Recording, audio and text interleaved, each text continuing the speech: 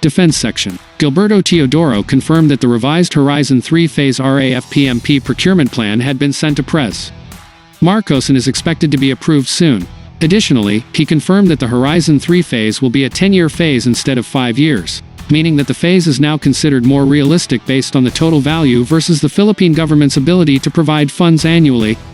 With the defense budget for fiscal year 2024 said to be at least PHP 285 billion or 5.15 billion United States dollars, it is likely that the AFP modernization program will get at least PHP 100 to PHP 115 billion, a far cry from the usual PHP 25 to 30 billion allocated annually during the former president's administration. Deterrent period. This increase will allow DND and AFP to not only pay MYOA installments for projects initiated in recent years, but also fund new projects of great value.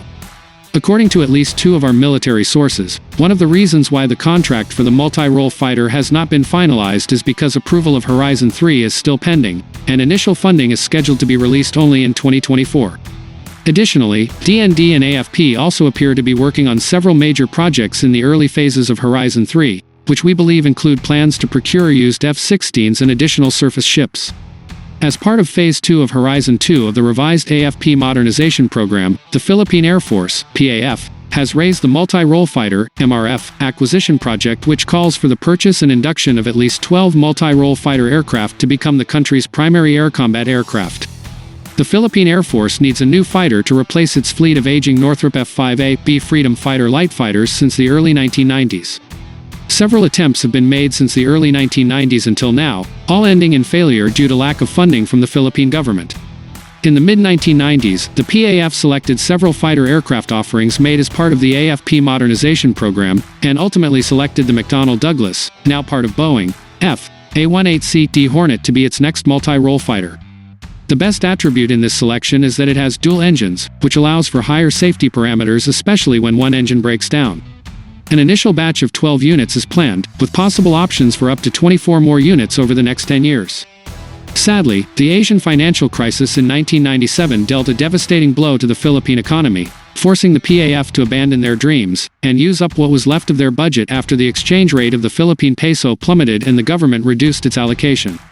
The Philippine Air Force, PAF, announced that it has signed a contract with Lockheed Martin for the procurement of 12 F-16 Block 70/72 Viper fighters as part of Phase 3 of their F-16 acquisition project.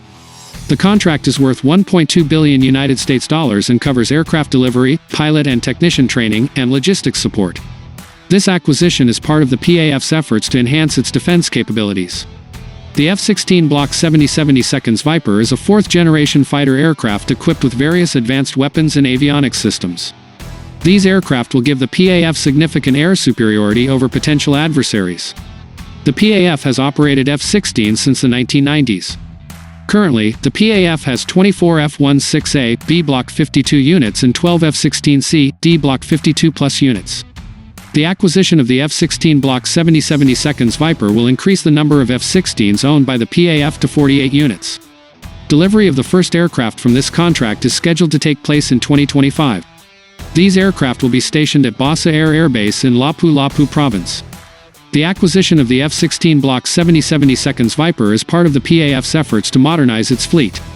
The PAF also plans to acquire other new fighters, such as the F-35 Lightning II and Su-35.